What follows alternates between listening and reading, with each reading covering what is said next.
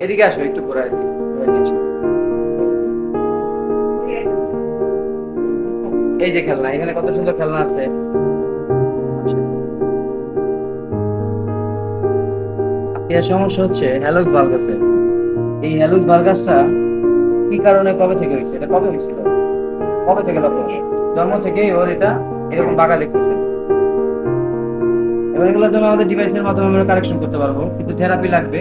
কারণ ডিভাইসটা পরে রাখলে হয়তো বা পাটাকে বাঁকা করতে দিবে না, কিন্তু থেরাপি দিলে ওটা নরম করে নিয়ে আসবে। হ্যালুক্স ভালগাস বা বুনিয়ন হলো এমন একটি অবস্থা যেখানে পায়ের বুড়ো আঙ্গুল ধীরে ধীরে অন্য আঙ্গুলের দিকে বাঁকা হতে থাকে এবং পাশে হাড় বেরিয়ে আসে। এতে হাঁটার সময় ব্যথা, জুতা পরতে অসুবিধা, এমনকি পায়ের আকারেরও পরিবর্তন দেখা যায়। দীর্ঘ সময় টাইট জুতা ব্যবহার করা, জেনেটিক বা পারিবারিক কারণ এবং আর্থ্রাইটিস বা পায়ের গঠনগত সমস্যার কারণে এটি হতে পারে।